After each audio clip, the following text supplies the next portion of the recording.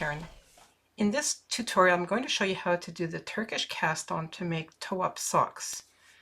That's what I did here and on this one as well. This was my first pair of socks that I've redone a couple of times now because I kept making them too wide. And now I've got them the right size and I'm finishing them up. I actually finished them and they were way too large, so I redid them. And in doing that, I watched a lot of YouTube videos, I read a bunch of patterns, and now I'm at the point that I don't even need to look at a pattern to make a pair of socks. They really are simple. You need to know a couple of basic things and then you make your socks and you'll be good. Things you're going to want to measure are the circumference of the foot to know how wide to make your sock and the length of the foot to know how long to make it. The rest of it you figure out as you go along and you decide the height of the sock depending on what you like.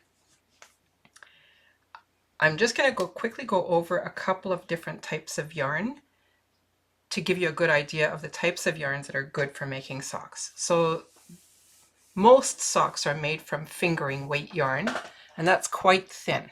I've been using 2.25 or 2.5 millimeter needles. These are in 2.25, these are in 2.5.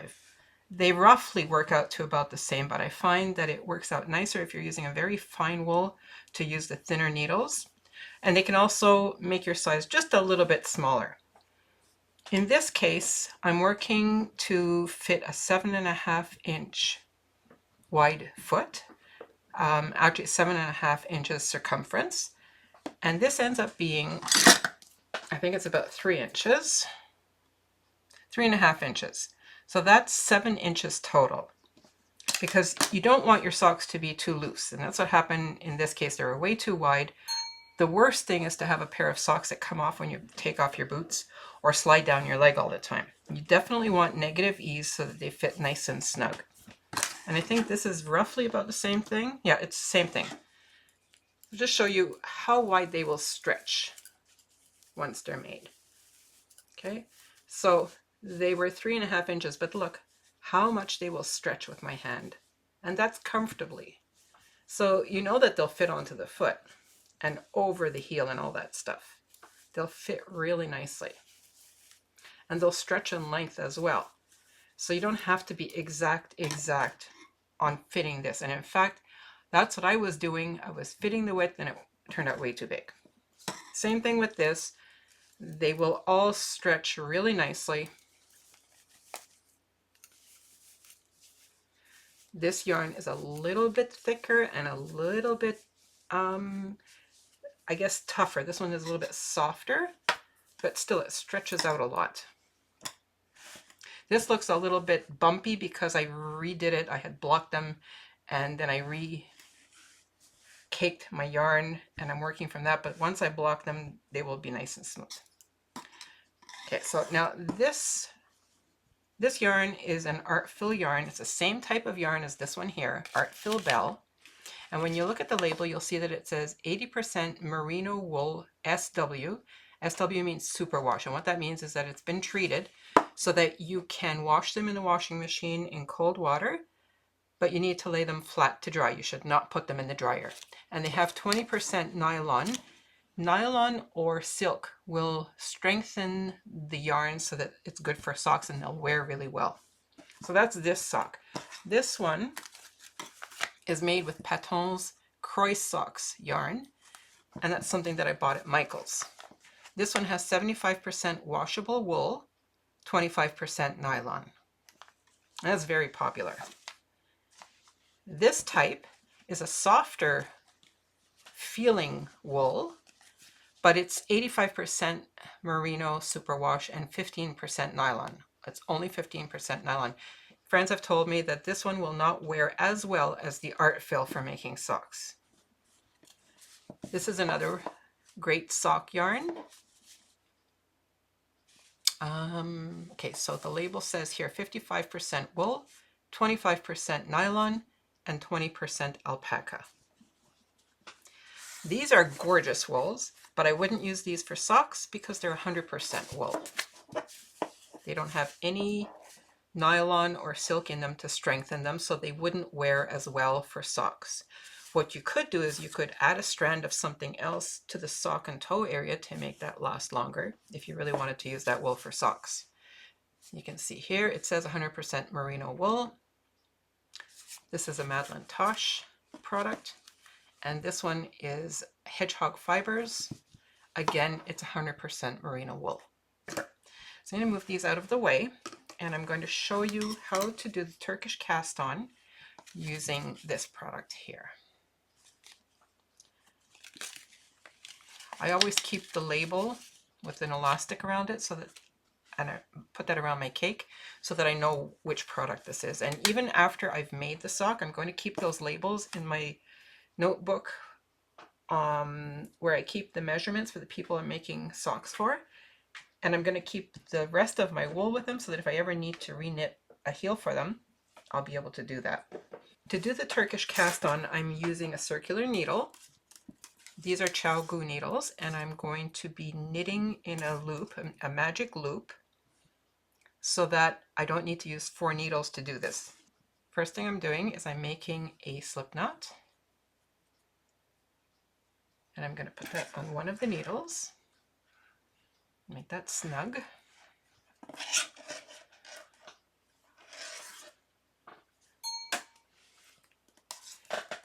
Then I'm going to place the second needle here just below it,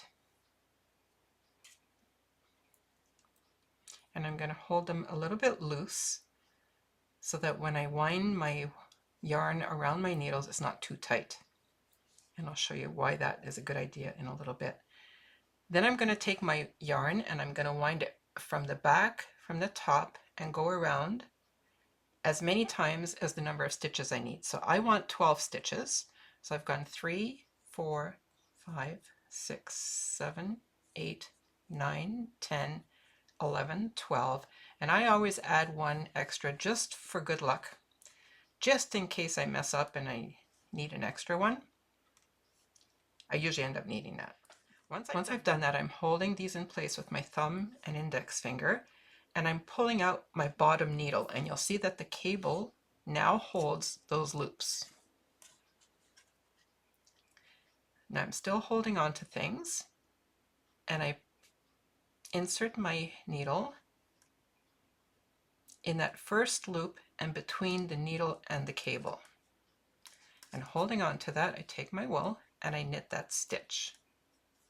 And you're going to find this is kind of loose and wonky to work with, but just keep doing that. Put your needle in between that loop and between the needle and the cable and knit those loops. That turns them into stitches. You see, I'm just going into that next loop and knitting it and pulling it off my needle. And I'll do that all the way through to the end until I have 12 stitches.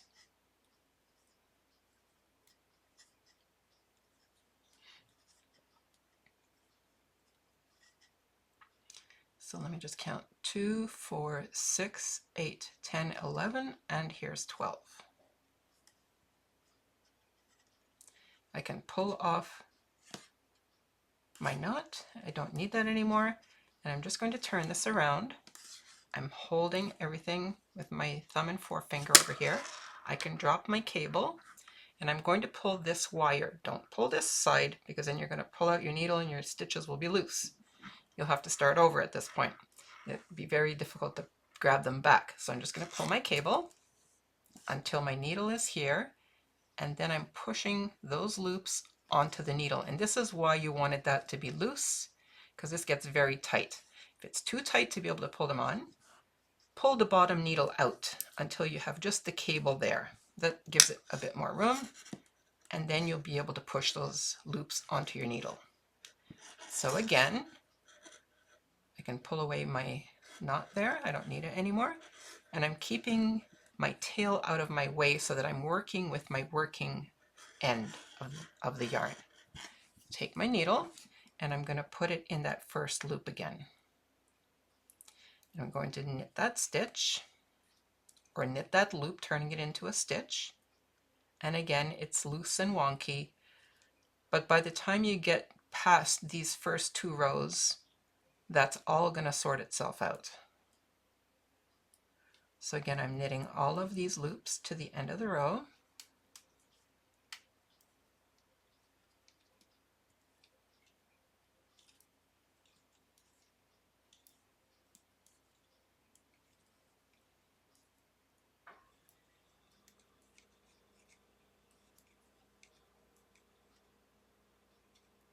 And then I'm just going to double check my number here. 2, 4, 6, 8, 10, 11. You see, I always end up short one for some reason. So I'm going to knit this one, and then I'm going to fudge it. I'm just going to add another stitch at the end over here, and then I have enough. So I've got 11 on both needles. Again, I'm going to pull my cable to get my other needle back in here. I'm going to pull out the bottom one because it's tight again. By the time we get to a couple of rows, it won't be tight like that anymore. So at this point, I'm already going to start my increases for my toe. So I'm just going to knit that first stitch. Need to make sure that my cable and yarn are sitting where they should be. I'll put my needle into that first stitch and knit it. On this, between the first and the second stitch, I'm going to pull up this yarn that's between the stitches, put it onto my, oops, the wrong way, put it onto my needle this way. I'm just going to pull that a little bit to loosen it up, carefully keeping my stitch on my needle, and then I'm going to work into that second stitch, the stitch I just created, and knit it. And then I'm going to knit until I have one stitch left on the needle, and I'll make another stitch there.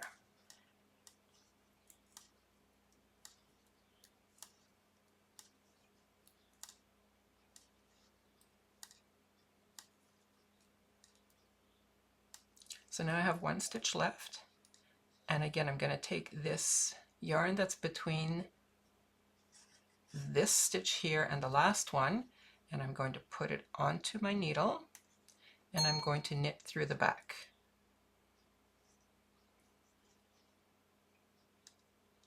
And then I'll knit my last stitch normally, and I'm going to turn my work again. I'm going to pull through to put this cable onto this, to put these stitches onto the cable. Now it's starting to get less tight. I'll pull out the other one that I don't need, and to know which one you don't, to know which needle you should pull out, have a look at your yarn. The side that has the working yarn on it is the side you're not going to work now. So that's the needle you pull out and work with. In the second row, I will also make 2 new stitches to increase the stitches for my toe. That was the first increase, and I'm going to knit to the end of my needle until I have one stitch left on the end.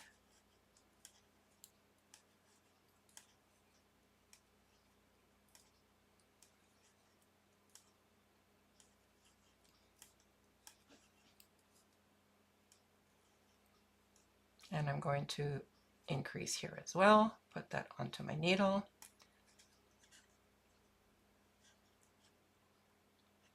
And knit through the back.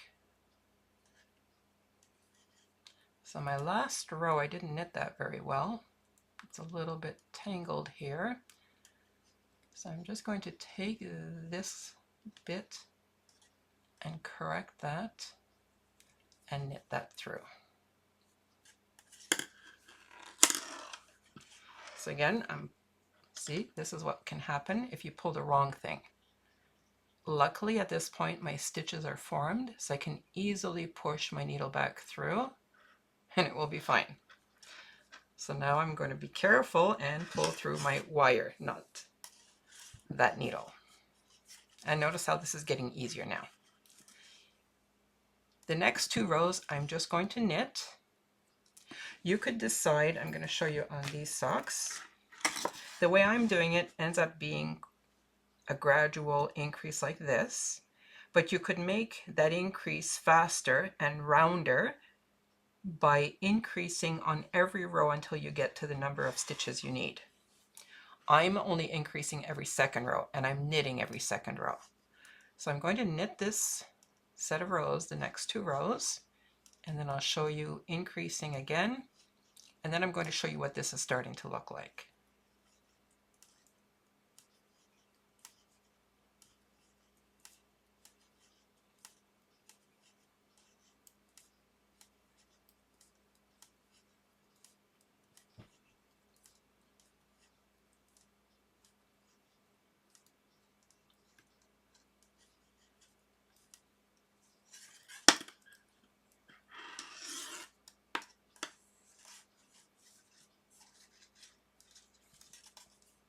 And this is what's called magic loop knitting. Don't knit your tail end, knit your working yarn.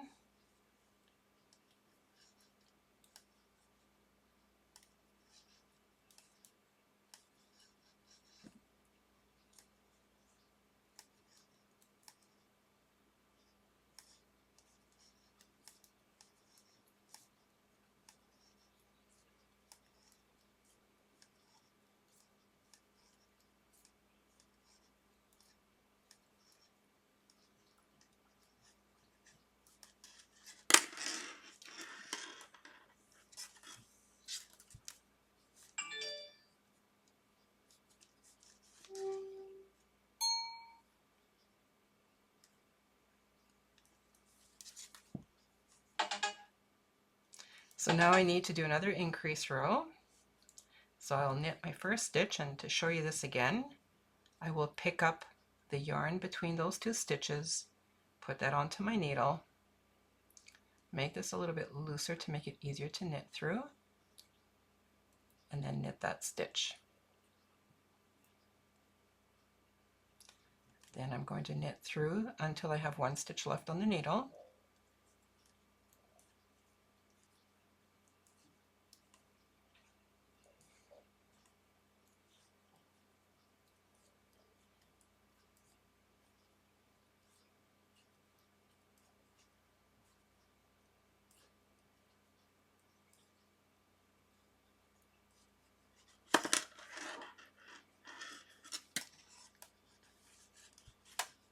And I'll increase in this row as well.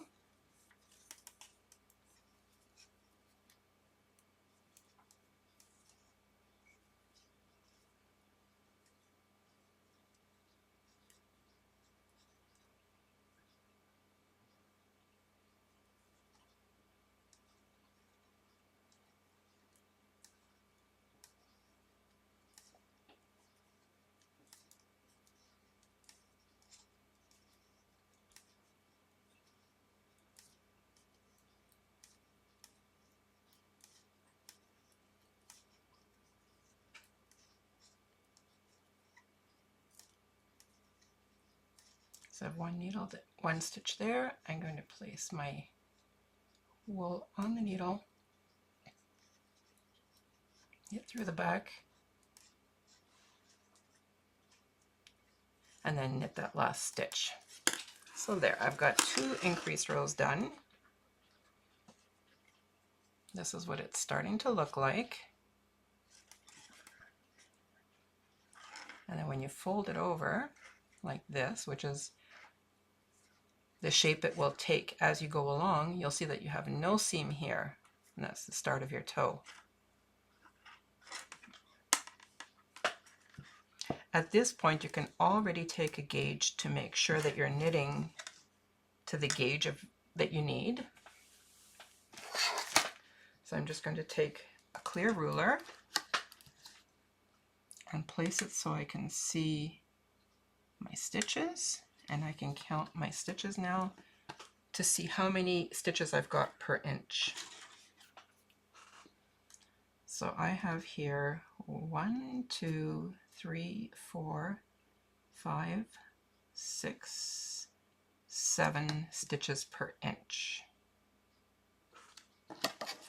based on that and the circumference of the foot, I will multiply 7 times the circumference of the foot. So let's say 7.5.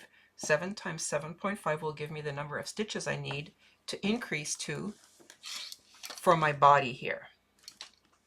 So my calculator, if I multiply 7 times 7.5, that gives me 52.5 stitches. Now, the reason this is 7 inches, 7 stitches per inch, is because this particular yarn is a little bit thicker than others I've used. In other cases, I've had 8 stitches per inch, and that makes a difference. So let's say if I'm multiplying 8 times 7.5, I end up with 60 stitches that I need. What I have found for this yarn and the other one that I was working on is that I needed 56 stitches. So it's all going to depend on the width of the person's foot for the number of stitches that you need to increase to.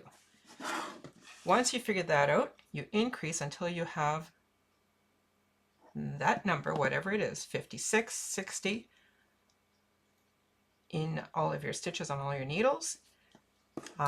You would, if you're working on 60, then you would have 30 on one side, 30 on the other. So you keep increasing the same way I've been doing until you get that number of stitches. Then you work your sock, you work the foot all the way here. This is all straight knitting, those 60 stitches, for example, until you need to get to turn your heel. I did German short rows here, and I'll show you how to do that in another video. But I just want to show you that you would knit this until you're an inch to an inch and a half away from the total length of your foot. In this case, I'm working on a 10-inch foot. You see it goes right to 10 inches. And you can work, as I say, up to an inch or an inch and a half away from the point where you need to start turning your heel. So this is all straight knitting, all of this here. For turning the heel, I'll show you that in a future video. Hope this has been helpful to you. If you have any questions, please leave them below the video. And if you have liked this video, please subscribe for future videos. Thanks so much for watching.